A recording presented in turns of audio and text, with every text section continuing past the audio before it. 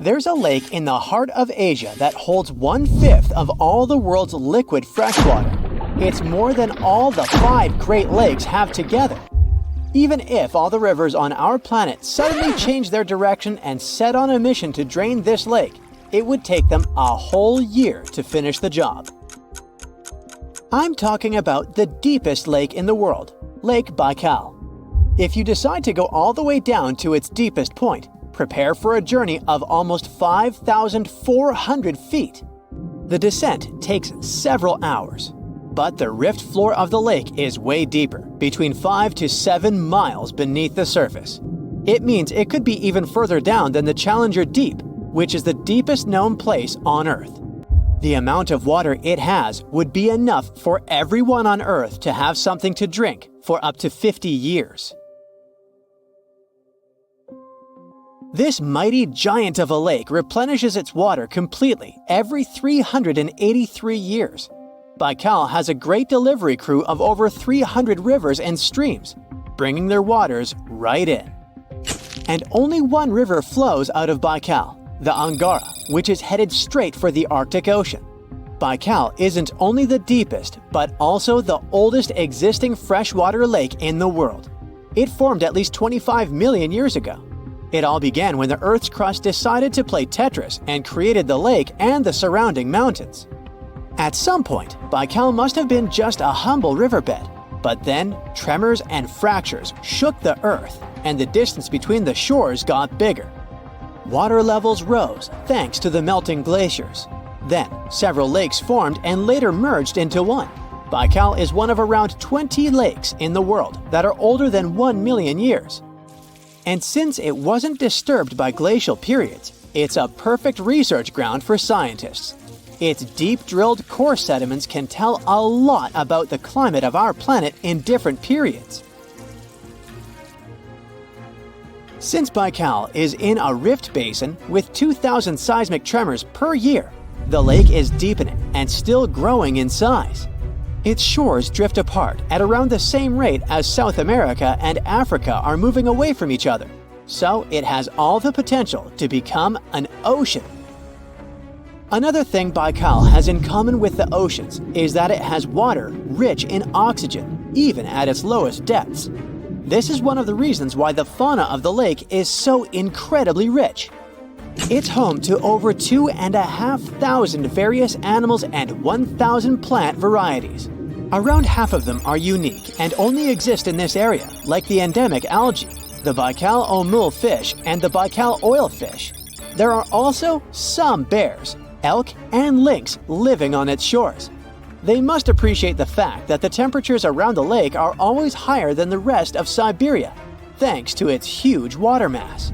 Most Baikal dwellers prefer to stick to the bottom of the lake, but there's one brave guy you'll meet if you decide to visit. Meet the Baikal seal, also known as Nerpa. It's the only true freshwater seal in the world. Nerpa's eyes are so cute it nearly landed the part of Puss in Boots in Shrek. Nerpa in Boots sounds good to me. These huge eyes are there to help them follow their favorite pelagic fish underwater. There are other seal kinds that can handle freshwater or use it to breathe, but these cuties spend their entire lives in it. But wait, how did seals, which are supposed to be oceanic creatures, end up in a lake miles and miles away from the sea? About 400,000 years ago, during the Pleistocene era, these adventurous creatures traveled up the river and drainage systems that connected Lake Baikal to the Arctic Ocean. The ringed seal that still lives in the Arctic is believed to be the Baikal seal's closest ancestor. Today, Baikal seals are confined to their freshwater home because of the changes in waterways. And they seem to be pretty happy with their home as they can choose from a huge variety of food to eat. The seals mostly hang out in the north and central areas of the lake, but move south in the winter. The lake gets covered with ice, which they use as a chill-out zone, just like their oceanic cousins use rocks or the beach. Since at least 1969, Lake Baikal has had some mysterious ice rings pop up randomly here and there. At some point, they got so big that the astronauts even spotted them from space. The rings usually appear in late April, but can be there in January or May. Scientists couldn't crack the code on how these rings form for a while. They had all sorts of theories, and the most popular involved methane gas bubbles from the lake's depths. But then, scientists noticed that some of the rings were in shallower waters, where gas emissions don't happen. So, an international team of scientists decided to solve the mystery. They traveled to Lake Baikal, drilled holes in the ice, and dropped sensors into the water. In 2016, when they started the research, they heard that 2 vans had gotten stuck in the mysterious ice rings. Once they had analyzed the data from the sensors, it turned out that the secret behind the rings was warm eddies flowing clockwise under its ice cover. The currents were less intense in the center of the eddies, so the ice above them was thicker at the edges. The waters of the lake are so clear that you can see some extremely deep parts up to over 130 feet down. This is thanks to the surrounding mountains that send off melting ice right in. Plankton that live in the lake also helps clean the floating debris. When this crystal clear water freezes, it forms an unusually thick and see-through layer of ice. The wind likes to play sculptor on Baikal and creates one-of-a-kind pieces of art here. It picks up water, which, of course, freezes into the most unusual designs. Frozen bubbles and icicles you've never seen before. The location and geography of the lakes and the cycles of melting and refreezing create the perfect conditions for this ice workshop. And you can even see rocks that seem to be floating. The bottom of the rock freezes to the surface of the ice. Then, the strong winds wear away the surroundings, leaving a perfect pedestal for the rock. If you think the floating rocks look eerie, how about Baikal's version of the Loch Ness Monster? The local Buryat people have a legend about the water dragon master that lives in the lake. A dragon is believed to be the most powerful creature living on Earth in Asian mythology. They believe there are 4 dragons living in the 4 seas, each responsible for one of the cardinal directions. Baikal is the North Sea in this story. The image of this dragon is supposedly etched in ancient petroglyphs on the cliffs of Baikal. There's also a hefty stone slab that looks like a monument dated back to somewhere between the 3rd and the 9th century BCE, depicting a mysterious water monster. Imagine the stories this stone could tell, echoing the whispers of a bygone era and leaving us to unravel the enigma of the Baikal cliffs. The legend says that a local warrior was chasing the dragon. He finally reached the largest Baikal island of Alkan. He was ready to face and defeat the dragon, but the beast turned into a beautiful girl, and they got married. That's one unusual twist to a classic defeat the dragon and take the girl story. So, local legends describe that dragon as a giant sturgeon with an almost gator-like snout and armored body. In reality, the mythical monster must be one of the many huge fish living in the lake. They can afford to grow to several feet in length thanks to the high levels of oxygen in the water. Beluga sturgeon can weigh several thousands of pounds, lives up to 50 or 60 years, and never stops growing. The Bermuda Triangle is one of the most heavily traveled shipping routes in the world. Some skeptics believe that this fact solves the Bermuda Triangle mystery. Statistically, the busier the area, the higher the frequency of accidents and disappearances. While this makes sense, it's not the frequency of disappearances that's responsible for the mystery of the Bermuda Triangle. It's the lack of explanation or wreckage found.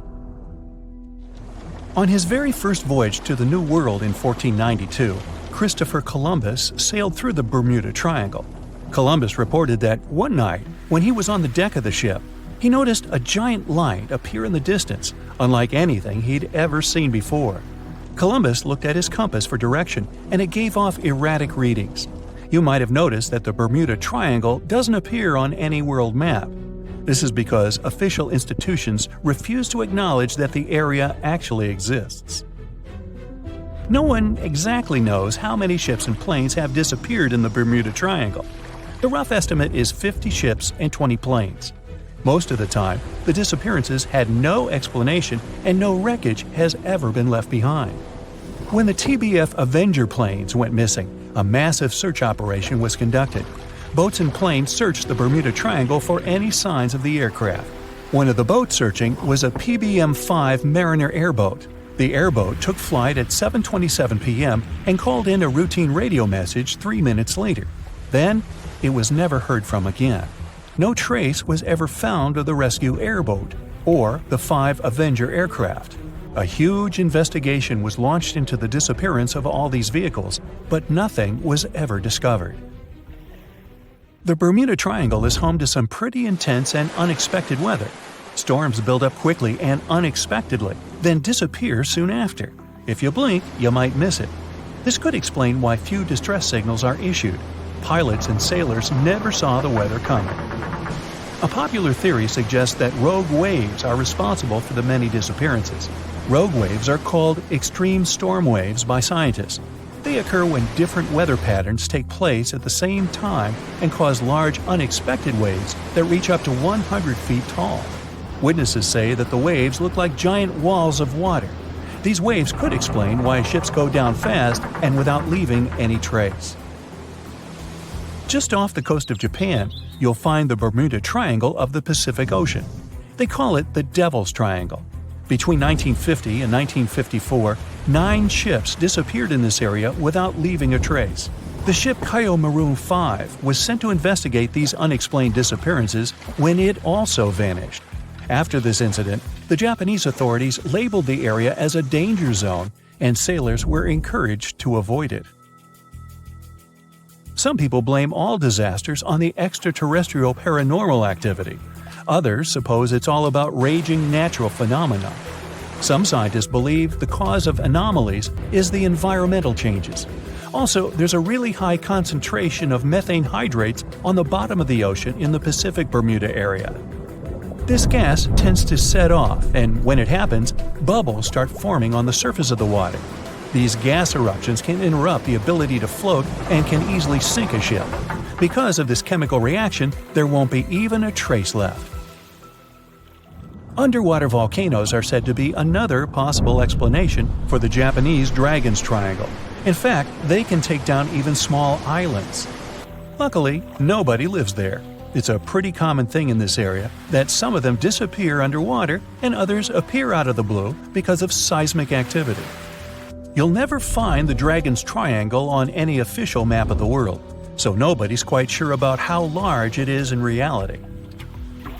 In July 2015, 2 teenagers disappeared after setting sail off the coast of Florida.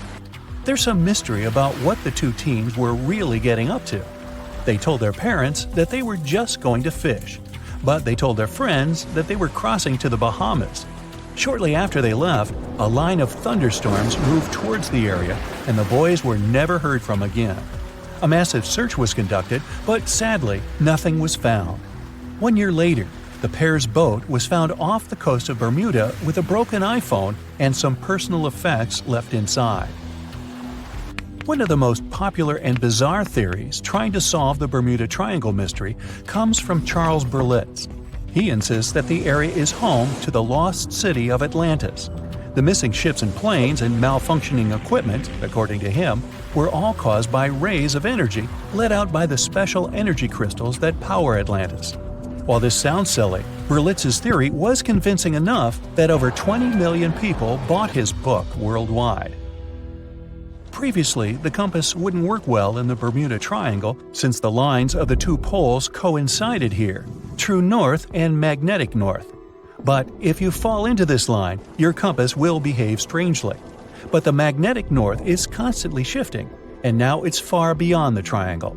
No legend says pirates of the last centuries operate in the Bermuda Triangle, or that the Flying Dutchman makes other ships disappear. A popular theory is that ships travel to the distant past or future through a time portal in the Bermuda Triangle. Fortunately, these are all myths. Just imagine hundreds of giant tentacles reaching out to a group of ships sailing through the Bermuda Triangle.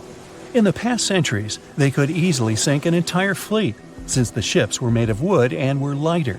Squids wrapped decks with their strong tentacles, made holes in the ship's hulls with their sharp beaks. Toothy suction cups could break the masts and tear the sails. The water was filling the holds and slowly rising to the deck. The ship sank in a matter of minutes. Survivors reached the shore and told everyone about huge monsters. This is how the legends of the Kraken appeared. Fortunately, now people have sonars and equipment for monitoring the sea space. They say the main reason why this place is so enigmatic must be the magnetic fields that form this ominous triangle. Ocean floor is made of rocks containing a lot of magnetite. It's more like iron. Magnetic fields react to the high concentration of magnetite on the ocean floor, which may start a sort of conflict between the two. It can often lead to various weather anomalies and, as a result, navigation issues. And naturally, any changes in the ocean floor or the Earth's magnetic fields influence the Bermuda Triangle a lot. Magnetic fields tend to shift their position, so do tectonic plates and even the continents, even though we never notice it. The skies are usually very clear there, but back in 1883, some people witnessed abnormal things in the area. Some claim to have seen large blocks of ice falling from the skies, and the crew even managed to save one as hard proof. Seems like the Bermuda Triangle has an alternate not only on Earth, but even in space.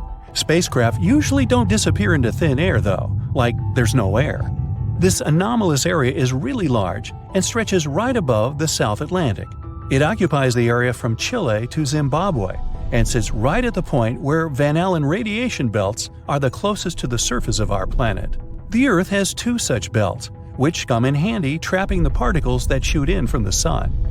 They do a great job protecting the Earth from radiation. The magnetic field there is lower, so it allows the Earth's radiation belt to come closer to the surface.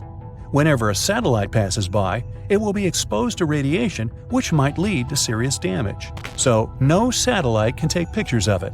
The South Atlantic anomaly is part of the Earth where natural radiation just flows out of control. Still, there is little evidence that all these triangles are really dangerous. Many believe the Bermuda Triangle itself has been proven time and again to be nothing but a work of fiction. In fact, some shipwrecks, such as the Ellen Austin, gained popularity in the middle of the 20th century, while nobody even thought of drawing a triangle in the Bermuda area before that.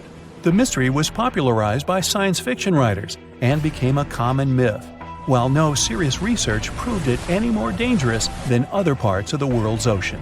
So, the crew of the Ellen Austin back in 1881 weren't even aware of the Bermuda Triangle back then, let alone afraid of it. What do you think?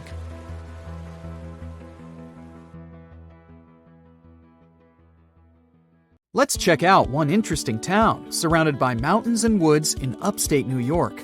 This place sits right on a big lake, and the city is called Lake George. People like to come here to go fishing, boating, and take up other water activities. You can meet many fishers, athletes, and a screaming man standing by the shore.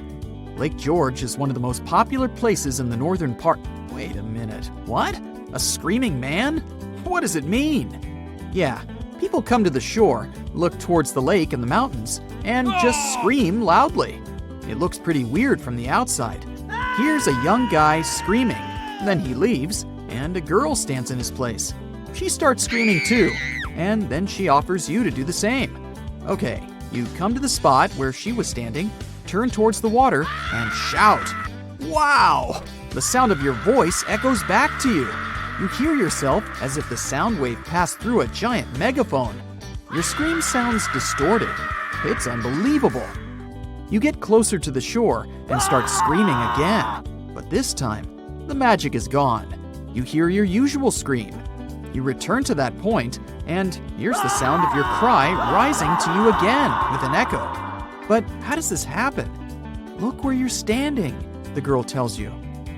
You're standing on a round concrete platform with an engraved image of a compass. Right on the compass, you see a blue map of the lake.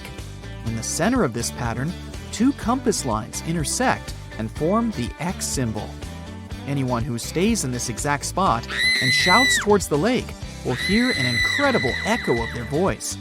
It's as if your scream is coming back to you from another dimension. But the most exciting thing is that people standing nearby don't hear it. They see you as just a screaming person with an ordinary voice. They can hear the echo only in this X spot.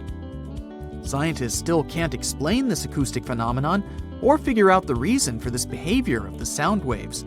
All they have is guesses and theories. The concrete platform is surrounded by a small curved wall from the lakeside.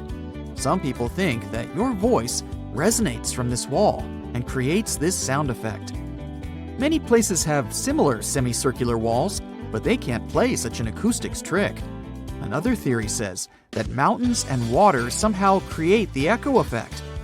There's also an old legend according to which a magical creature appeared at this spot.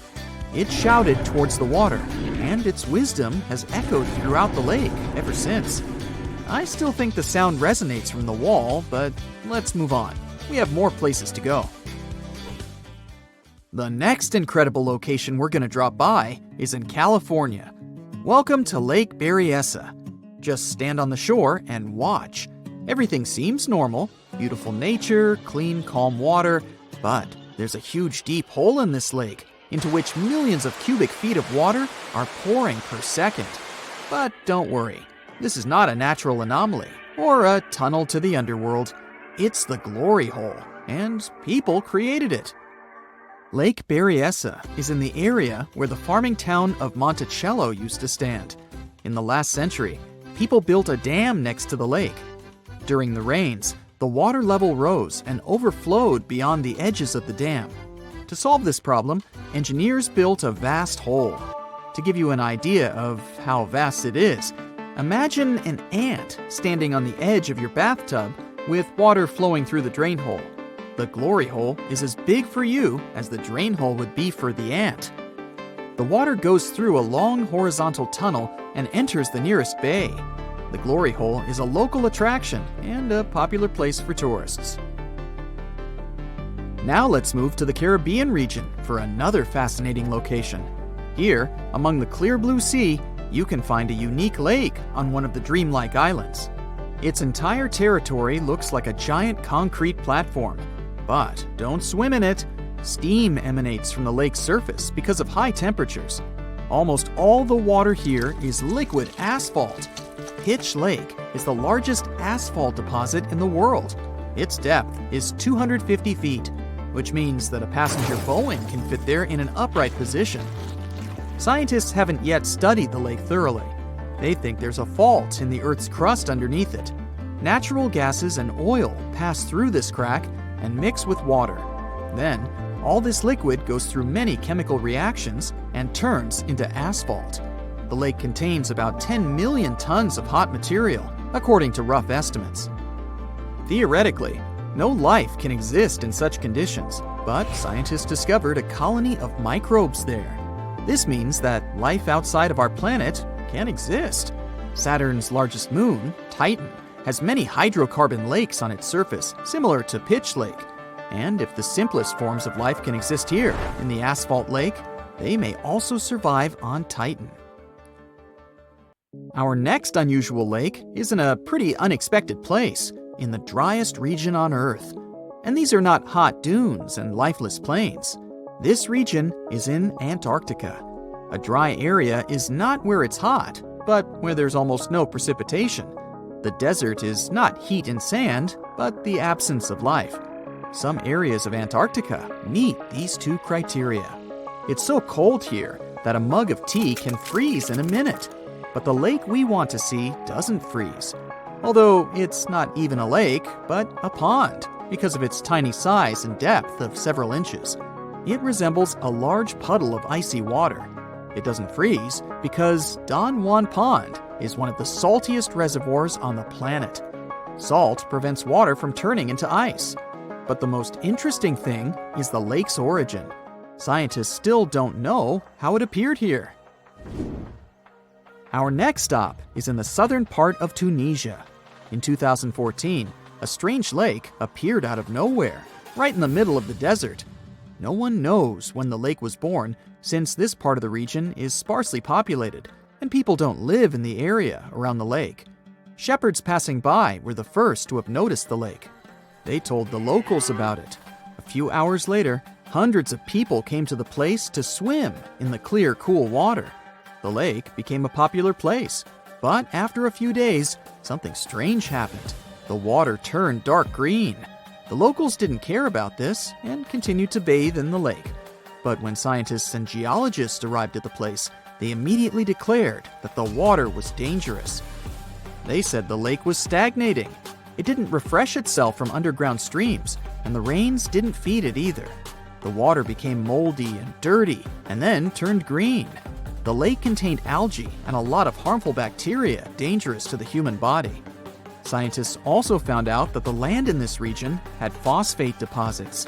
This substance can decay and become radioactive. But the locals didn't take the scientists' words seriously. Just imagine that you're wandering in the desert under the scorching sun and notice a cool green lake. Few people will refuse to jump in there. The origin of this lake remains a mystery. Some experts think that heavy rains have filled a hole in the ground with water. Water has probably accumulated in the shadow of rocks surrounding the canyon. But another, more frightening theory says that an earthquake formed the lake. The seismic activity must have torn the Earth's crust above the water table. Then, underground springs spilled out of the depths and filled this crevice. This means that all the water that came here can pour back out. Imagine pulling the plug out of the drain hole in a bathtub. Any small earthquake can make the lake's plug fly out. In this case, the gap can take all the water back underground. So let's hope there won't be any swimmers in the lake at that moment. Today, I'm going to tell you about creatures that had unique features which allowed them to grow to incredible sizes. They were some of the most impressive animals to have ever existed on our planet. The Argentinosaurus is a genus of sauropod dinosaurs that lived approximately 97 million years ago in what is now South America. Scientists think it was one of the largest land animals ever, with a length of up to 100 feet and a weight of up to 100 tons. A farmer stumbled upon a giant leg bone while tending his cattle. That's how he discovered the first fossils of the Argentinosaurus in Argentina in 1987. Further excavations uncovered more bones, revealing a massive dinosaur that would have dwarfed most other animals of its time. The Spinosaurus, meaning spine lizard, is a genus of theropod dinosaur that lived around 97 million years ago in what is now North Africa. It is believed to be one of the largest carnivorous dinosaurs to ever exist, with a length of up to 60 feet and a weight of up to 23 tons. The Spinosaurus is known for its distinctive elongated sail-like structure on its back. It was likely used for thermoregulation. It also had long crocodile-like jaws that were lined with sharp teeth. This allowed the creature to catch and eat large prey, such as fish, crocodiles, and other dinosaurs. The first fossils of the Spinosaurus were discovered in Egypt in 1912. The sperm whale, Physeter macrocephalus, is a species of toothed whale that is the largest toothed predator on Earth. It also has the largest brain of any animal species. It is found in oceans all over the world and can dive to depths of up to 7,000 feet in search of food. You can easily recognize sperm whales by their massive, block-shaped heads, which can measure up to 1/3 of their total body length. They have dark brown or grayish-blue skin and a distinctive wrinkled appearance. The Titanoboa is an extinct genus of a giant snake that lived approximately 58 million years ago. It is considered to be the largest known snake ever. It could grow up to 42 feet and weighed around 2,500 pounds. The first fossils of the Titanoboa were discovered in a coal mine in Colombia in 2004. This discovery meant a lot because it provided insights into the size and behavior of snakes during the Paleocene era, as well as the overall climate and ecosystem of the time. The blue whale, Balænoptera musculus, is the largest animal on Earth, measuring up to 100 feet in length and weighing as much as 200 tons. These marine mammals are found in oceans all over the world and can live up to 90 years. Blue whales have a long, streamlined body that is usually blue-gray in color with mottled patterns. They have a small dorsal fin and 2 pectoral fins that are about 1/3 the length of their body. Blue whales feed on tiny shrimp-like creatures called krill, and they eat a lot. A single adult blue whale can eat up to 8,000 pounds of krill in a day. The Leadsichthus is an extinct genus of large, bony fish that lived during the Jurassic period, approximately 155 million years ago. It is believed to be one of the largest fish that have ever lived. Some estimates suggest that it could grow up to 55 feet in length.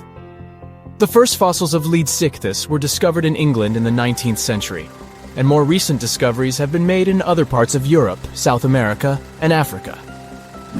Despite its enormous size, the Leadsichthus was a filter feeder, similar to modern-day whale sharks, and likely fed on plankton and other small organisms.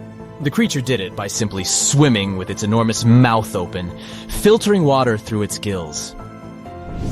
The pterodostro is an extinct species of flamingo-like birds that lived approximately 35 million years ago. They were relatively small birds with a wingspan of about 2-3 feet. And they were known for their distinctive long, narrow beaks equipped with comb-like structures used for filter feeding. The pterodostro lived in shallow bodies of water, like lakes and lagoons, and mostly fed on small crustaceans and other tiny organisms. The animal filtered them from the water using the comb-like structures on the inside of its beak while swimming through the water. The African elephant is the largest land animal on Earth and one of the most recognizable ones. There are two species of the African elephant, the savanna elephant, Loxodonta africana, and the forest elephant, Loxodonta cyclotis. You can see them in various parts of sub-Saharan Africa. These creatures can be identified by their large size, gray skin, and long trunks. African elephants can grow up to 13 feet tall and weigh up to 14,000 pounds, depending on the species and gender. On the outside, the surface of this lake looks like the aftermath of a disaster. Empty tree trunks spike out of the turquoise waters. The lake is surrounded by mountains, making it a quiet but unsettling place. But those who dare to swim under these dangerous waters will soon discover a whole new world. This isn't the beginning of a fairy tale. It's the actual story of Kayindi Lake, located in Sati, Kazakhstan. Back in 1911, an earthquake caused a major landslide in this location. The valley created eventually filled up with rainwater, practically submerging the forest. The trees that are located above the waters might look very sad, but beneath the surface, they remind you of an underwater forest. Since the waters are crystal clear most of the time, you can still see this fascinating view even from its shores. The ice-cold water makes this lake so tricky and, at times, even dangerous. And don't forget about all the algae, plants, and submerged trees that can rapidly become risky obstacles. Hey, I enjoy a steamy hot bath, but this boiling lake I'll tell you about now is really the stuff of scary dreams. It's located on the Caribbean island of Dominica, and its waters have temperatures between 180 and 197 degrees Fahrenheit. And that's just around the edges, since no one has ever dared to reach the middle of the lake to measure its core temperature.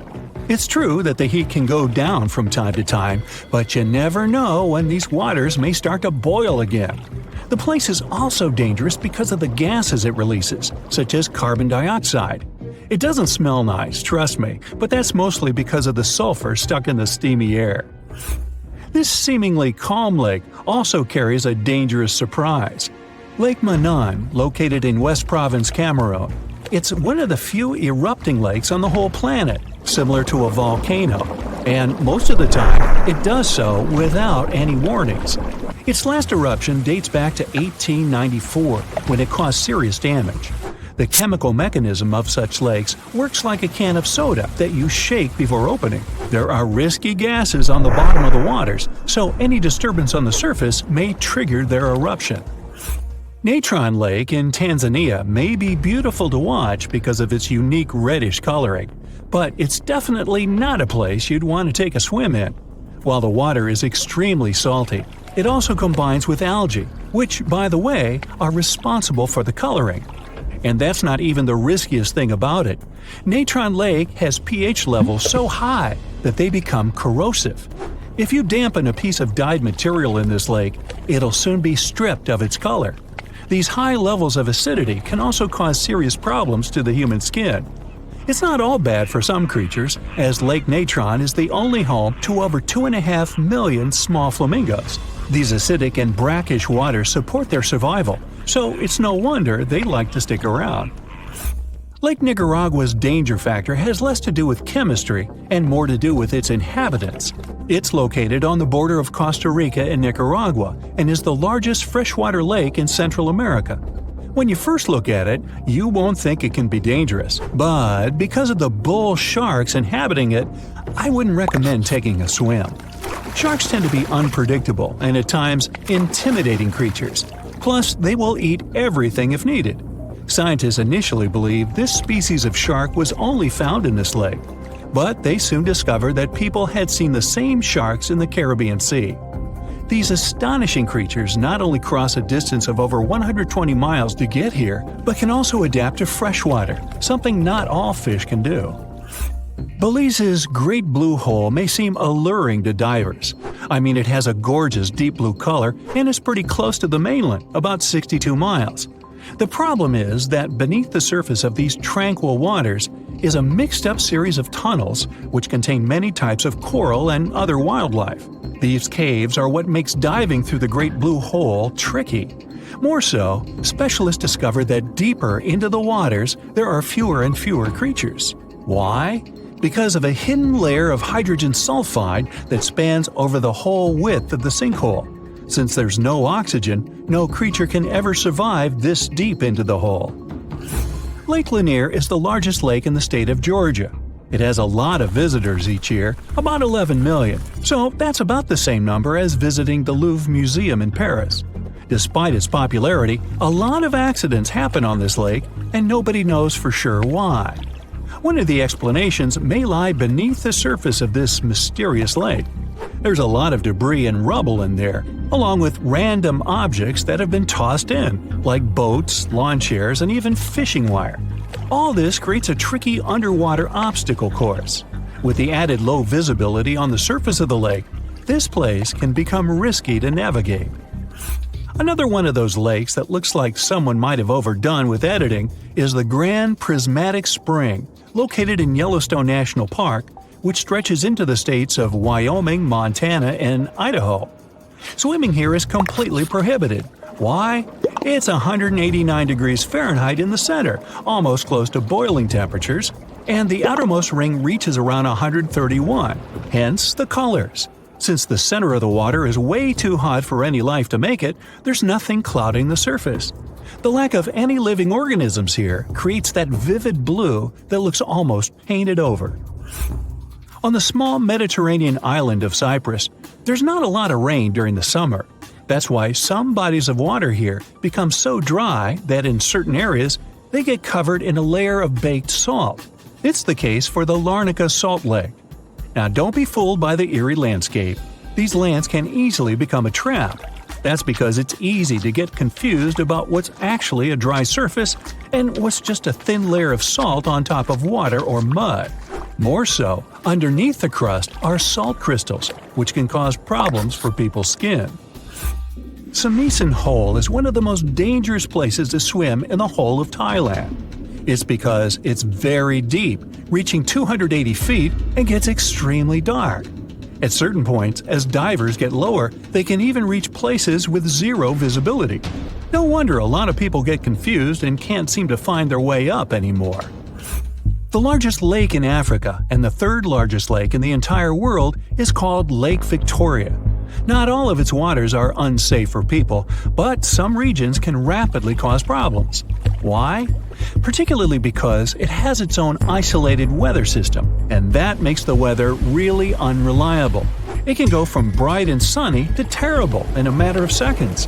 I mean, who would want to get caught swimming in the middle of a storm, right? Pustoye Lake is located in Siberia, so I'm guessing I don't need to tell you the waters here get extremely cold. But if you look at the lake, there's nothing out of the ordinary with these waters. Is that completely true? Most likely not, and people tend to avoid swimming here at all costs, even if they can resist the freezing cold waters. So, what makes Lake Pustoye so mysterious and dangerous? Well, nothing seems to want to live here, and scientists have yet to discover why. They tried to fill the lake with many types of fish and various plant species to see if they could survive in the waters, but the results were disappointing. Since we don't know exactly what makes it so difficult to survive here, don't go running for your swimming trunks just yet. It's best if you stay away.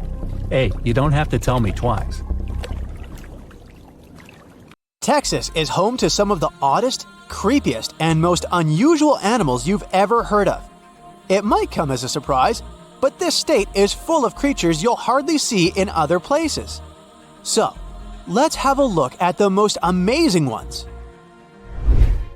This truly beautiful bright blue creature is called the blue sea dragon. Despite such an imposing name, the critter is actually tiny. Usually no bigger than a grape. You may find it on the beach or floating beside you in the water. Now, you need to remember one thing.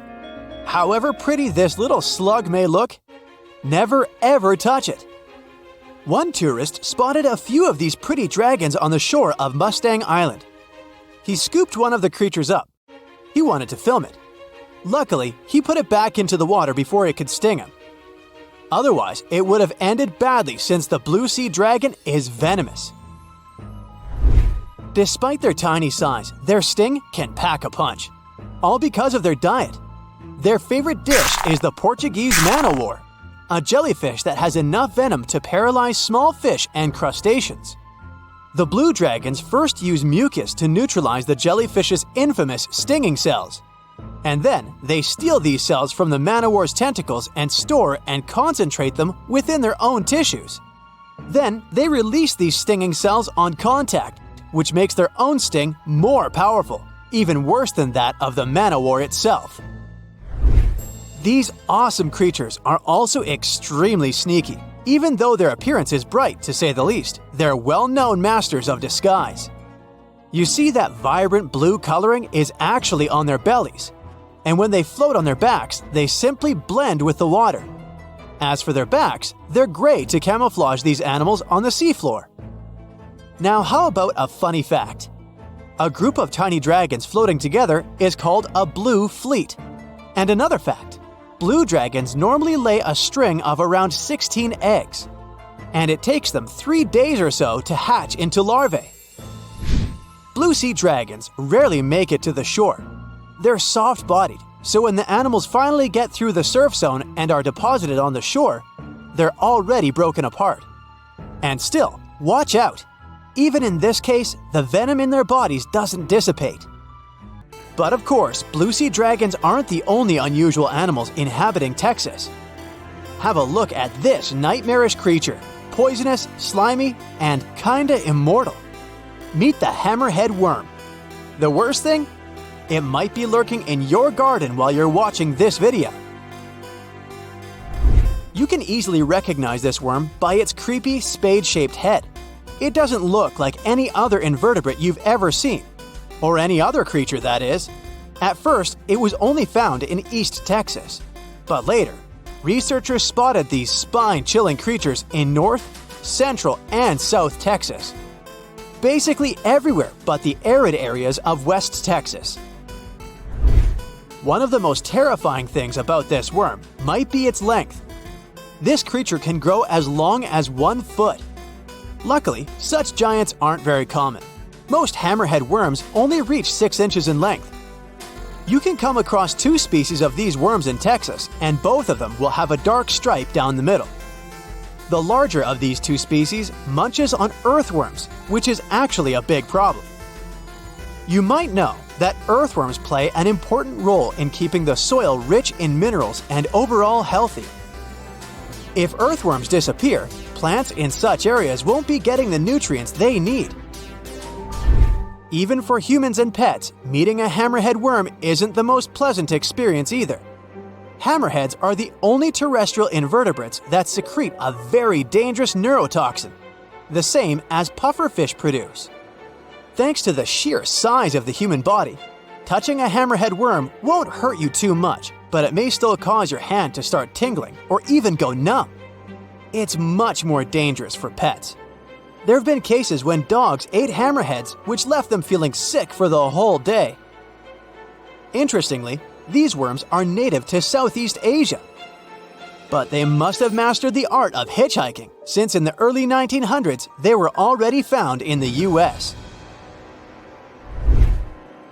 Keep in mind that if you want to get rid of a hammerhead worm, which is the best course of action, the worst thing you can do is chop it with a shovel.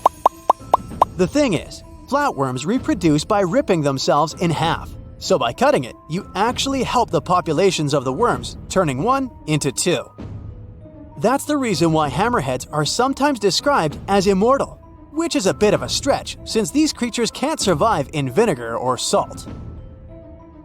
Now, even though you're safe from the hammerhead worm in West Texas, it doesn't mean you can't come across another dangerous animal, such as the land lobster from hell. These creatures are also known as vinegaroons, and they're not real crustaceans, they're arachnids. Huh? Who would have guessed? Anyway, these 8-legged critters have a really nasty bite, but it's not the worst thing about them. Land lobsters, brace yourself, spray vinegar-like 85% acid from their tails. Mostly they do it to protect themselves, but it still sounds like an unfriendly thing to do, right? A land lobster can also pinch a finger that's gotten too close with its heavy mouth parts. At the base of their abdomens, vinegaroons have long whip-like tails. That's why these arachnids are often called whip scorpions, even though they're neither related to scorpions nor have stingers. Summer rains lure these arachnids out of their burrows in search of food and love. Luckily, experts claim that land lobsters aren't poisonous to humans, but they're very likely to leave a mark with their large pinchers, which they use to capture insects. Vinegaroons can be considered useful since they eat millipedes, crickets, scorpions, and cockroaches. They hunt by sensing the vibrations of their prey with those long front legs of theirs. Since land lobsters prefer to come out after dark, you aren't likely to see one in the daylight. But if you stumble upon one, check it out. If it's a female, it may be carrying her hatchlings on her back. Now, imagine it's the middle of spring and you're walking among blooming flowers and greenery. Suddenly, you spot something extremely bizarre on the ground. The animal looks cute, fluffy, and soft-looking. The desire to touch it is irresistible. Watch out! The sting of the hairy caterpillar can pack a serious punch. This one is called the pus moth caterpillar, or asp. There are several stinging caterpillar species in Texas: the buck moth caterpillar, spiny oak slug caterpillar, saddleback caterpillar, and eel moth caterpillar. And touching any of them can lead to unpleasant consequences. If you had touched that pretty hairy thing in the park, you'd most likely start feeling a burning sensation and develop an itchy rash. In the worst case scenario, you'd even have to go to the emergency room. The main problem is that people react very differently to caterpillar toxins. Some may develop more severe reactions than others. Plus, how bad the consequences are also depends on the thickness of the skin in the affected area. In most cases, the unpleasant sensation and rash go away in a few hours or sometimes days. On the bright side, such caterpillars later turn into moths and butterflies that help pollinate flowers and trees. Getting rid of these critters means doing a massive disservice to the area where you live.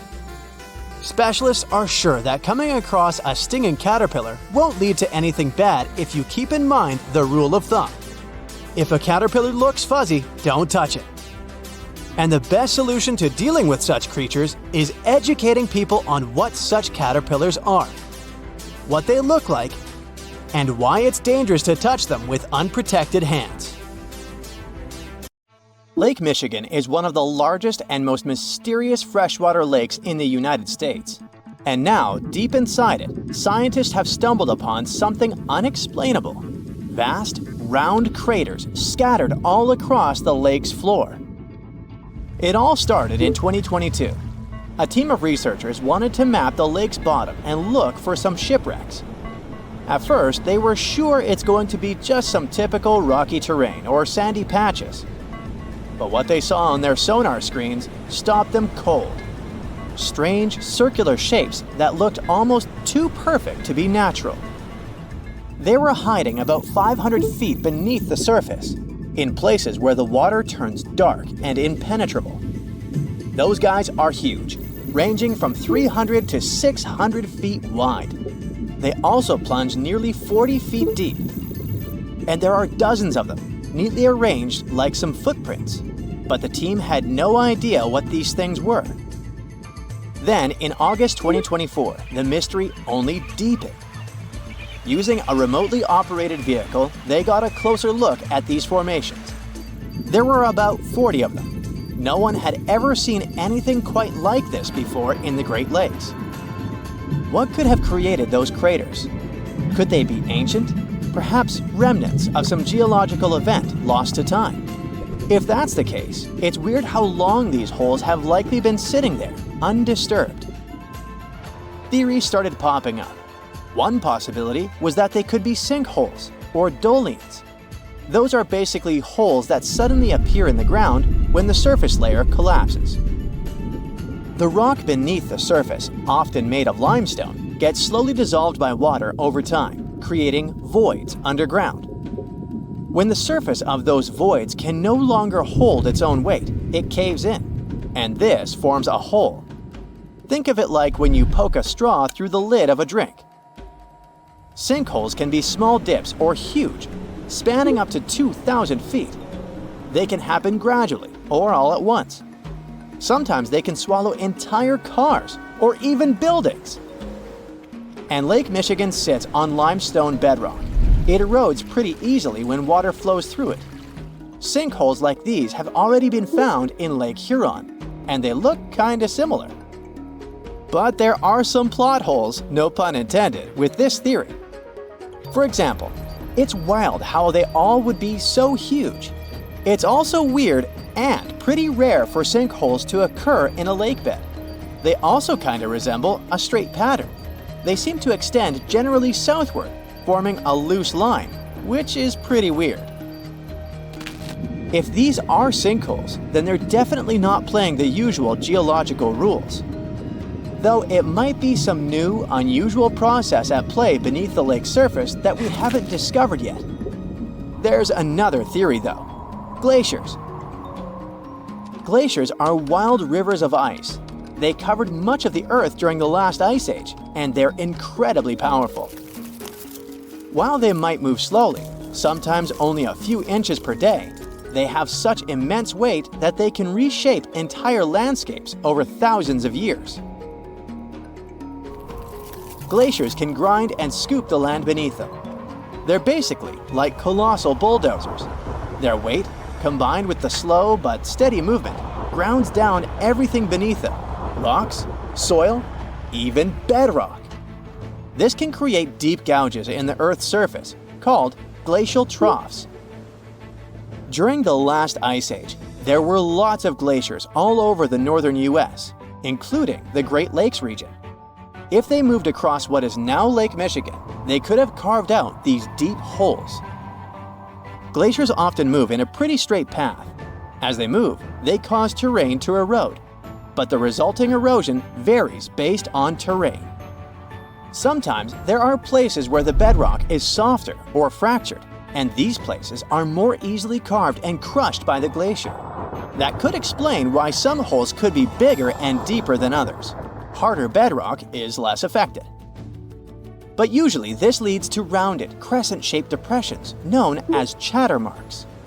Those marks are more like grooves rather than circular, big craters like those in Lake Michigan. Once the glaciers melted, the Great Lakes themselves formed.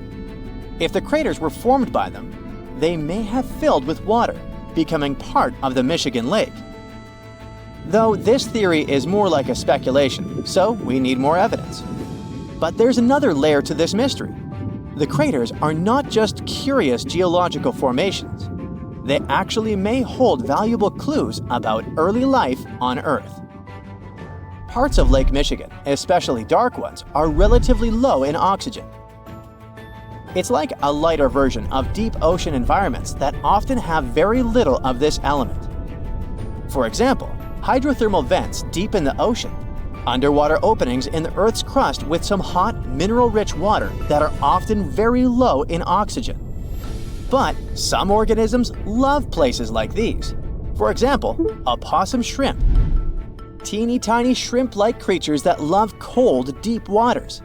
They get their name because they have a pouch to carry their young until they're ready to be on their own, like an opossum.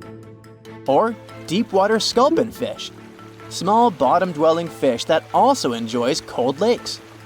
They're well adapted to living in dark waters and usually stay close to the lake bed. And weird organisms like invasive quagga mussels, which kinda look like shells. These are small freshwater mussels that have spread there to the Great Lakes. They attach themselves to hard surfaces and can cause problems for ecosystems by competing with native species for food and space. All these guys could be in Lake Michigan, and even more. There might be microbes or even bacteria that are specially adapted to these harsh conditions, just like it was in Lake Huron.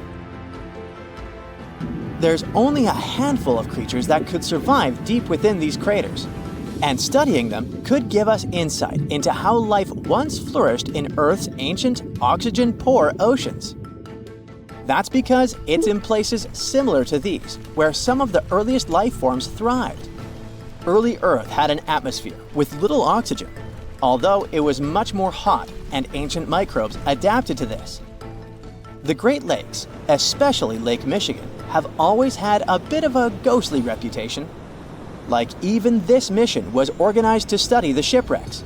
There were about 6,000 of them in the Great Lakes. Many of these wrecks are still sitting on the lake beds, preserved by the cold, fresh waters. And shipwrecks aren't the only strange things tied to the Great Lakes. Over the years, there have been stories of unexplained disappearances. Boats and even planes have vanished without a trace. The lakes, often calm on the surface, can suddenly turn dangerous with unpredictable storms and massive waves, leading to these mysterious events. Not even mentioning all the creepy stuff people notice there over the centuries, such as ghostly lights above water or bizarre weather patterns like eerie, sudden fogs that seem to appear out of nowhere. In 2007, they even discovered some prehistoric structure that looks like Stonehenge there. Well, it was way smaller, but still. It lay about 40 feet below the surface in the heart of Grand Traverse Bay, and it's speculated to be about 9,000 years old, way older than Stonehenge. Looks like this is a print of those who lived in the area thousands of years ago. These massive stones are arranged in a careful, winding pattern stretching over a mile. They range in size from basketballs to compact cars. But one, in particular, stands out. A boulder 3.5 to 4 feet tall, 5 feet wide. It's etched with the image of a mastodon, a creature that roamed the earth about 11,000 years ago before it went extinct. It probably sank there during the end of the last ice age we mentioned. This period had reshaped the region. This place is underwater now, but back in the day, it was still dry land. So the stones were probably created by people who lived there, though we're not sure why. Were they used as hunting blinds? Or was it some sort of an ancient calendar? Who knows? Only about 15% of the Great Lakes floors have been explored. Now, scientists are gearing up for a deeper dive into this mystery, both literally and figuratively. They want to analyze the lake beds surrounding the craters, hoping that maybe something in the environment around them might have caused them to appear. They have initiatives like Lakebed 2030. These missions should map the entire underwater landscape. This would help us learn tons of interesting stuff about Lake Michigan and our planet's past. Who knows what other secrets these dark waters hide? Hold on to your hat, my friend. These internet users came across some hauntingly spooky stuff IRL, but I'm guessing you'll want to stay away even from these pics. Picture this. You're boarded and ready for takeoff in a huge Boeing jet. It's your first time on an airplane. You were scared, but people kept telling you it was safe. You've convinced yourself it would be alright when the pilot comes on the speaker with some disturbing news. Good morning, folks. Our flight has been canceled for safety reasons. It appears that a cloud of bees is hovering close to one of our wings, and we'll have to remove them before takeoff. I have to say, this is a first. I have to say, I'd like to get off, please. Now let's say you always take the long way to work. It's one of your favorite bits of the day because you can enjoy a peaceful walk surrounded by beautiful scenery. You're passing across a muddy pond area, like you normally do, when something strange catches your attention. What on earth could that be, you ask yourself? Apparently, it's a colony of reddish worms, just casually existing. I think my stomach just turned a little. Have you ever backpacked anywhere around the world? If you have, then you were probably worried about one thing and one thing only – bed bugs. Getting into a new hostel, the typical routine is to check your mattresses. The worst thing is to sleep in a bed filled with these little creatures and then have to wash all your clothing the next morning just so you won't pass this around to other establishments. If you ask me, this appears like a bedbug and sci-fi beetle had a fight in this person's bed and this is what was left. Well, jokes aside, it reminds me of the remains of some bug. Which bug? I have no idea. I tell this woman and all hostel owners to use some kind of mattress protector, just so that backpackers all over the world can stop sweating so much over these tiny creatures. Now, you've just won an all-inclusive trip to Hawaii. Ah, the white sandy beaches and the amazing sunsets. You're happy to leave your fancy hotel and take long walks on the beach. But wait, what's that? It appears like a lobster shed its tail and the remains came floating all the way to the sand. But according to experts, that's not a lobster. They wouldn't shed just their tail. That appears to be some kind of isopod. Isopods are crustaceans that look somewhere between shrimps and lobsters. That's why you thought it was a lobster, huh? They also look like giant roly-polies. Do you know what these are? Someone had a roly-poly infestation in their house, and it does not look like something you want to have to deal with. Imagine spending your days hunting these tiny creatures all over your furniture. No thanks. Now, when I was a kid, I loved playing pranks on people. But I would be the first one to be completely spooked when someone played a prank on me. I'm guessing the person who ran into this thing on their office wall wasn't too pleasant.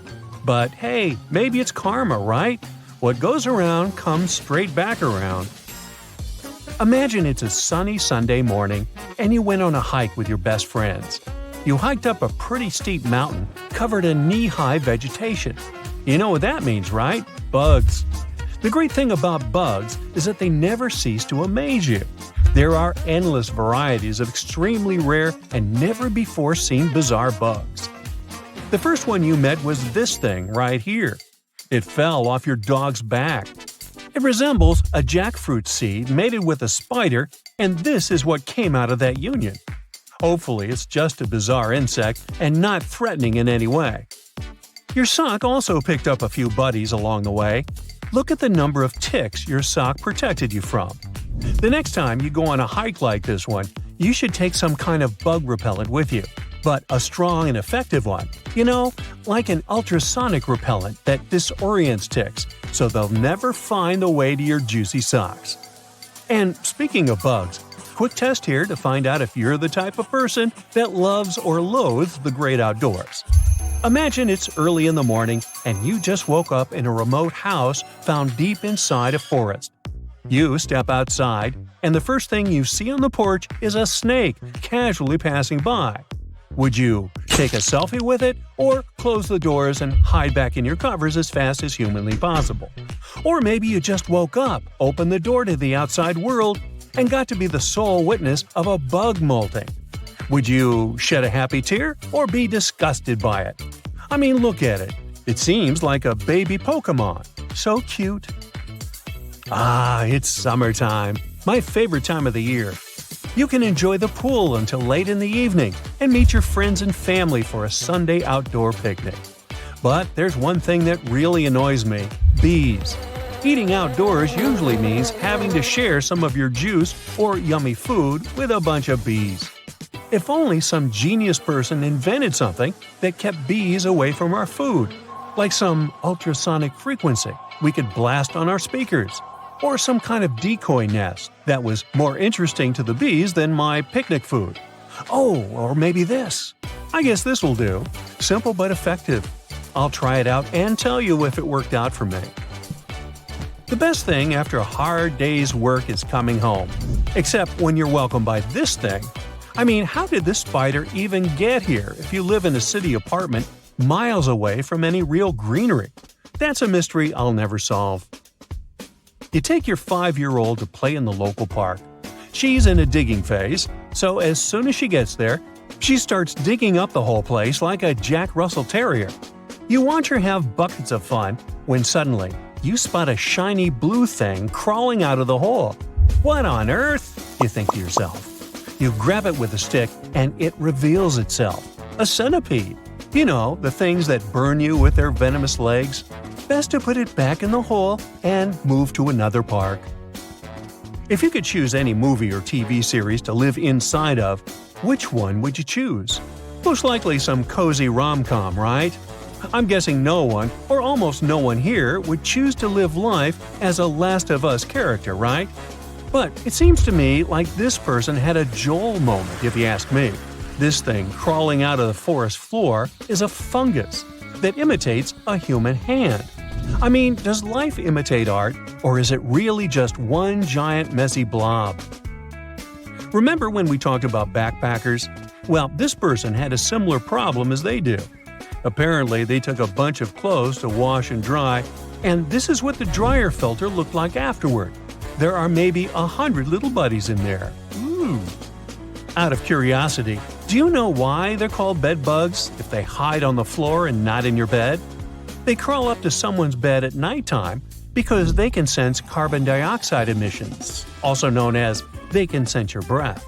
If this isn't a horror movie plot, I'm not sure what is. Where do I even start with this one?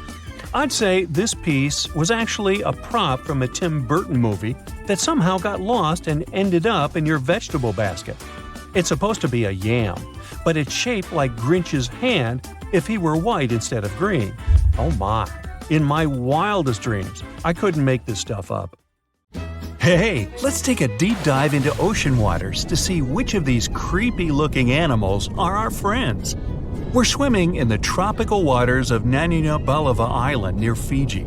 Can you see those giant creatures the size of a Volkswagen Beetle? Those are manta rays. They've got a long whip-like tail and large flat diamond bodies. There are two species of manta rays, the reef manta ray and the giant manta ray. They belong to the same family as sharks, but they only have small teeth in their lower jaw. They feed on zooplankton, tiny fish, and crustaceans. Manta rays are social animals, and they like people. Once you let them come close to you, they'll swim around you to observe you. Don't chase them though, because they're super fast swimmers. Their name translates to cloak or blanket, and out of all sea creatures, they've got the largest brain compared to body weight ratio. These fellas can recognize themselves in a mirror. The Asian sheep's head wrasse follows. Even if it seems unsightly, it's one of the friendliest fish you'll come across in the shallow waters of Japan, China, and Korea. It has protrusions on both its jaw and head. It likes to hide in its anemone, and it's usually scared to go out even at 40 inches long.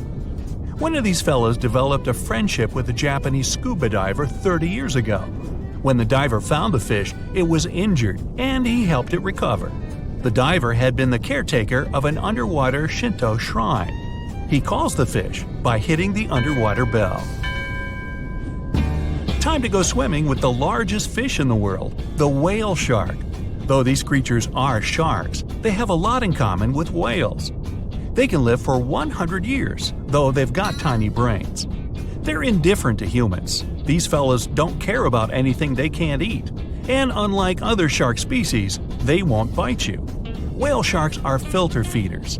They do have teeth, 3,000 of them, but they don't use them. They've got a massive mouth, like me, but their throat is only the size of a quarter. Next, we have the sunfish, a fish without a tail that looks like it's been cut in half. It has large fins, and when you see it breaching on the surface, you'll think a shark is approaching. The sunfish dives deep in the water to let other fish exfoliate his skin and remove parasites. Once they're done, it returns to the surface to sunbathe. It's also a voracious eater. If it sees you in the waters, it'll likely approach you and observe you. Within a day, you'll be able to feed it from the palm of your hand. Time for the animal that looks like it's always smiling, the bottlenose dolphin. It's one of the most social sea creatures, and it travels in groups. It enjoys playing, hunting, raising calves, and helping out its community. Bottlenose dolphins are excellent swimmers, with speeds reaching 19 miles per hour. They usually come up to the surface to breathe air through the blowhole on their head. These creatures are great communicators, and they send messages to each other. They use echolocation to navigate and find food.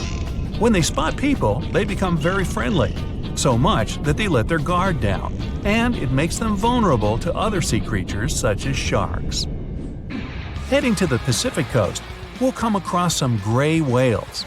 Their skin is covered with parasites and other organisms that make their snouts look like rough pieces of rock. We gotta get on their nice side first. Gray whales can attack a large boat, a ship, or a vessel if they sense their calves are in danger. But generally, they're friendly and appear unbothered by rowing kayakers. In some cases, they'll approach small boats and allow humans to touch them, though you're required by law to keep your distance. If it wants to get closer, it will. If it feels threatened, it will act aggressively. Now, let me show you a fish with a tool on its head, the hammerhead shark. Their skull helps them with hunting. Their eyes are placed on the hammer's outer edges and gives them a 360-degree vertical view. But they've got a blind spot in front of their nose. Their heads are like metal detectors. Most of what they want is below the sand surface. So they lightly dip their heads in the sand and sweep up whatever is under there. You'll see them in temperate and tropical waters, both near the shorelines and offshore. They usually move in groups.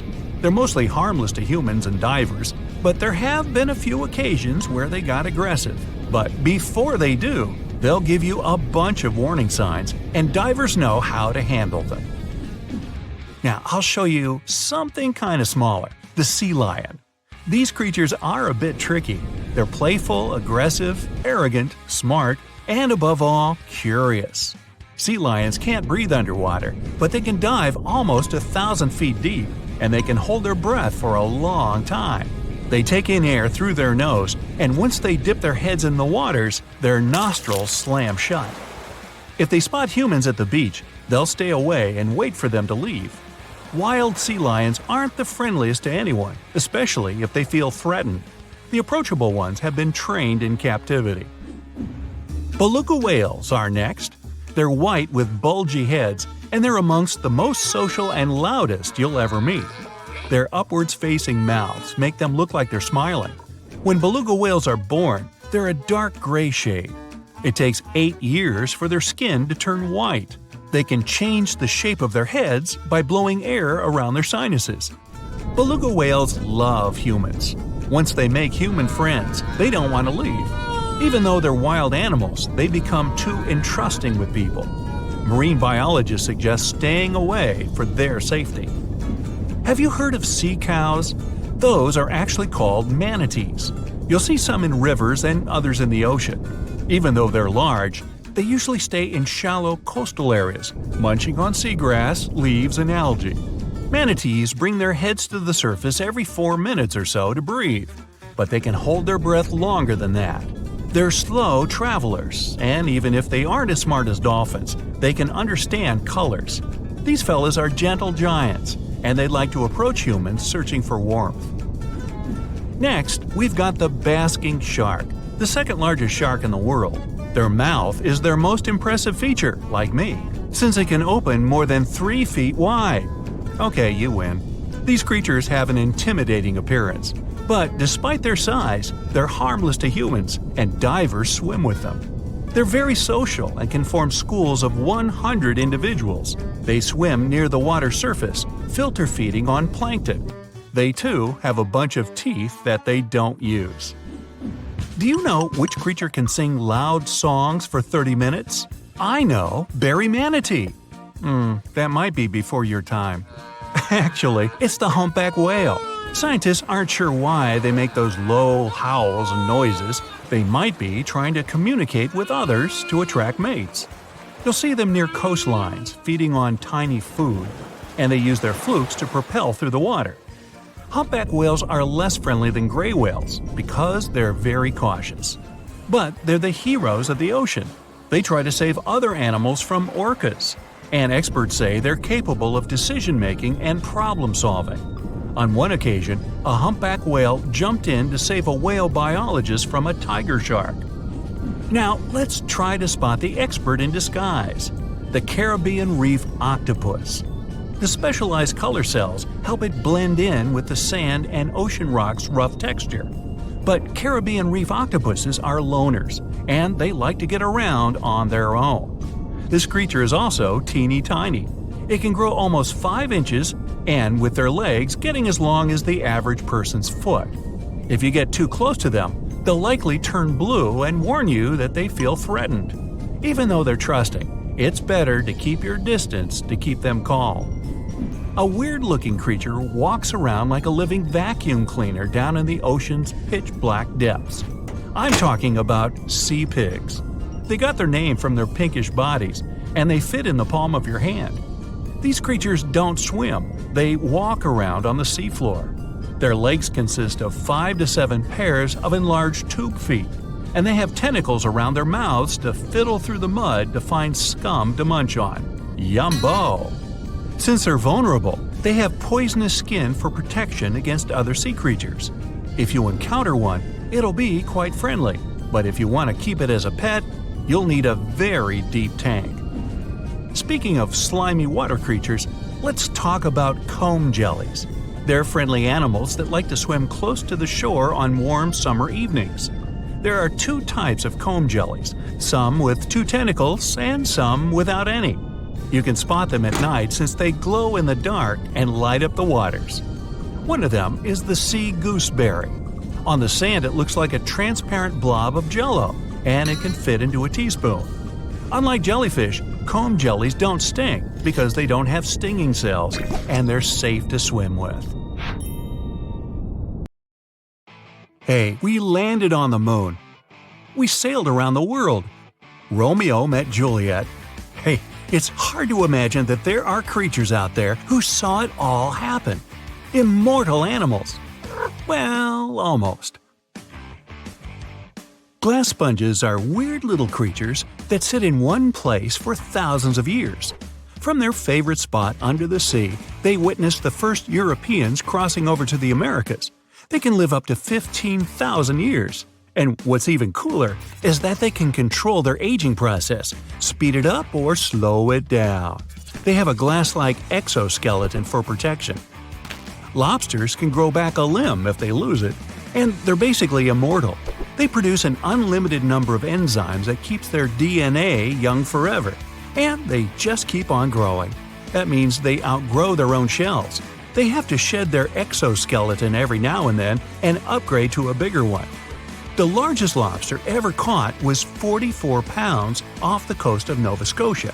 Scientists think this large lobster was around 100 years old. It was around when Edison invented the phonograph. This next creature is a mix between a jellyfish and a tree branch. Each end of the hydra has a ringed foot, and it spends its days chilling by lakes and rivers. Its tentacles grab onto tasty snacks that swim past it. So, what's the secret to its immortality? That's something everyone wants to know. The hydra has the ability to renew its stem cells. Scientists have been trying to do that for years. They can actually slow down their aging process. Now, these little sea creatures are red sea urchins. They sit on seaweed in shallow waters and are immortal. Well, we haven't been studying them long enough to know for sure.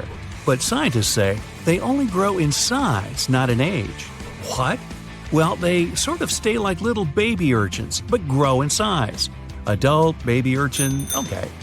These little babies can reach around 100 years old, even 200. The slowest on the list? The giant tortoise. It can reach 200 years old. And one of the oldest is Jonathan. He's technically the oldest crawling land animal. He was born in 1832 and lives it up on a remote island called St. Helena. Jonathan's been through a lot. He's seen the very first American skyscraper, the Eiffel Tower. Oh yeah, he's also lived through every single World Series, starting when he was 71 years old. Now he can't see too well and he's lost his sense of smell, but he's still going strong. Back to the oceans and the Greenland shark. It's been known to be the longest living vertebrate and can live more than 400 years. Swimming around for that long in the deep, dark, cold ocean means these sharks are tough. They're able to withstand insane water pressure. Sharks are one of the only creatures today that haven't been affected too much by evolution. Many sharks have been around since the dinosaurs and haven't changed much. Scientists found out that they grow around a half an inch per year. So, with a little bit of quick math, they can easily find out the age of these tough sharks. Imagine seeing a shark that's older than the USA. This next creature is probably the most durable, indestructible, and cutest on the list. It's called a tardigrade, but scientists nickname it water bear because I guess it looks like one. But it's not exactly bear size. It has 8 legs and hands with a strange little nose. And these bizarre microscopic creatures are indestructible. They're known to live in the most extreme places on the planet. They're fine with temperatures as high as 300 and as low as minus 330. Volcanoes, frozen desert nights, they can even handle radiation and massive amounts of pressure in the deepest parts of the ocean. They can even survive the vacuum in space. No tiny little spacesuit or anything. Yeah, that would be cute enough. So far, they've survived 10 days on the outside of a spaceship, but they could probably do longer. Tardigrades might be able to outlive humans if there's some sort of worldwide catastrophe. Microscopic organisms in charge of the planet. Wonder what that would look like. Whether it's all the volcanoes erupting at once, or another ice age, or even another pesky asteroid. Tardigrades probably wouldn't even notice. Scientists are studying them to see if they can help us with some next-level biotech. Now, just for fun, here's the mayfly. This poor little insect doesn't even make it past 24 hours on average. Females and males can make it to a whopping 2 days old. Talk about living in the moment. These little flies grow in swarms and are known to have one of the shortest lifespans of any creature. But as a species, well, they've been around for hundreds of millions of years. Jellyfish have discovered the fountain of youth, and surprise, surprise, it's been inside them all along. Not inspirational poster style, but literally, it's always been inside them. Jellyfish are able to reverse their aging process whenever they want. Imagine you're swimming along and then you think to yourself, gee, I kinda want to be 8 again. And poof, there you are. Who wouldn't want to go back to being 8? That's how jellyfish stay young and live stress-free. These brainless and boneless creatures can turn the clock back anytime they want, as long as no one bothers them. They're super chill, just floating in whatever direction the current takes them. Like, go with the flow? This creature looks like something right out of a sci-fi movie, and you could say it has sort of alien features. The giant weta outweighs a mouse and is considered one of the biggest insects out there. You find these big bugs in New Zealand. While jellyfish can reverse their aging process, some members of the weta family can come back to life. Talk about superpowers. If they get completely frozen, they start to make special proteins that stop their organs from getting ruined. After whatever amount of time they're frozen, they can be thawed out and brought back to life, like nothing ever happened. In fact, the giant weta has ears on its knees in its front legs. And because it can resurrect, it's also called the zombie bug. Planaria are flatworms that are unique. Apart from being practically immortal, they're the ultimate regeneration machines for lost body parts. If you take one of them and divide its body into 10 parts, you'll end up with 10 new planaria. You keep dividing them up, they'll keep multiplying, even though they're usually less than an inch long. Imagine if we could figure out how to do that. Would that be a way for us to live forever? Or would we end up with a totally crazy world with copies of everyone walking around? How about the world's fastest relay team? 4 identical Usain Bolts. Now, clams have been around for a really long time. Scientists have discovered that they can live up to 400 years old. These little shelled creatures are the ones that create those shiny little pearls everyone loves. A clam will go into action mode when a parasite gets inside. The clam tries to cover the parasite with a bunch of special chemicals, the same ones it uses to make the inside of its shell. That's when the magic starts to happen. When these chemicals harden up, they make a shiny, glossy pearl. The more chemicals, the bigger the pearl. Now, this long, slippery-looking creature lives deep in the caves of Europe. The olm can live up to be 100 years old. It spends its days hunting for little insects, snails, and crabs with its tiny front arms and wriggling snake-like body. Its skin is so pale that some locals even call it the human fish. Hey, wait a minute.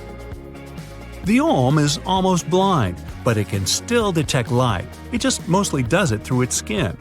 Like other blind animals, it has a supercharged sense of hearing and smell. It gets its distinct look from those little red gills around its neck. We're in Siberia. It's so cold here that freezing gusts of wind are burning your face. All that white snow seems to be blinding you. This place resembles Antarctica because of the permafrost. Recently, a group of scientists researched one of the local rivers. With the help of a drilling rig, they extracted several samples of frozen soil. The scientists were shocked to find living creatures inside the ice. Later in the laboratory, they realized that the creatures were microscopic multi-celled organisms known as deltoid rotifers. These creatures looked like little worms. Scientists knew that these worms could live in frozen conditions for up to 10 years. But the age of the rotifers found in the ice was about 24,000 years. And after defrosting, they began to reproduce, as if they had been sleeping for several hours, not thousands of years. Further analysis showed that these organisms could stay frozen for hundreds of thousands of years. The rotifers might have lived during the time when people didn't invent the wheel yet. And this isn't their only superpower. Deltoid rotifers are among the most radioactively resistant animals on Earth. They can survive in places where there's no oxygen and water. They can also stay alive in areas with high acidity and can live without food and water for a long time. By the way, these are not the only creatures that are known for living for thousands of years. Particular types of moss and some microorganisms are also almost immortal. Nematodes, also called roundworms, are some of the most adaptive varieties of worms in the world. Imagine the Eiffel Tower standing tall and proud. And now, let's make it 10 times higher and place it underground. Exactly at this depth, many thousands of feet under the surface, scientists discovered these creatures. There's no sunlight and almost no air in this place. And since it's much closer to Earth's core than the surface of our planet, the temperature here is higher than in the middle of the hottest desert. Millions of tons of soil above create insane pressure. But all this couldn't prevent life from developing here. When roundworms run out of air, food, or when the temperature becomes too high, they get into a unique state of stasis, or deep hibernation. In this mode, the worm's metabolism slows down, and almost all the processes in their bodies stop. The creatures can sleep for a very long time, and only wake up when the environment becomes more livable. By the way, you don't have to go so deep underground to find these creatures. Nematodes are found all over the world. They can live in hot springs, deserts, high in the mountains, among the harsh ices of Antarctica, or inside animals and humans. Our next invulnerable creatures are tardigrades, also known as water bears. These are microscopic 8-legged invertebrates closely related to arthropods. It's impossible to see them with the unaided eye. But a conventional microscope will allow you to see tardigrades in detail. They look like minuscule bears. They're called water bears because they need a thin layer of water around their bodies at all times. It's necessary to prevent dehydration. Tardigrades have been found in all kinds of environments, from ocean depths to sand dunes. They're incredibly robust thanks to their unique organism structure. Yeah, they look soft, but their body is covered with a tough cuticle. This coating resembles the exoskeletons of grasshoppers, mantises, and many other insects. Water bears shed their old layer of the cuticle when they need to grow. Each of their 8 legs has 4 to 6 claws, which helps them cling to any surface. The bears can survive at a temperature that's almost 3 times as cold as the temperature in the ice of Antarctica. Heat doesn't harm them either. They have been proved to survive at the temperature that makes water boil. Also, water bears are not afraid of radiation and high pressure. In the depths of the ocean, pressure can destroy alloys of the strongest metals, but these creatures can withstand pressures 6 times greater. But the coolest thing is that they can live in the vacuum of space. Our planet has a magnetic field. This is a shield that protects us from solar radiation. Tardigrades don't need this protection. They can go into near-Earth orbit and come back unharmed, all thanks to a protein protecting their DNA from ionizing radiation. Like other immortal organisms, water bears can fall into a state of cryptobiosis. Tardigrades pull their head and legs inside their bodies and fall asleep. If the surrounding conditions suggest freezing, drying out, or experiencing a lack of oxygen, they will remain in this barrel form until the situation improves. So those are microscopic organisms and microbes that can only be seen through a microscope. But how about something bigger? Meet ironclad beetles.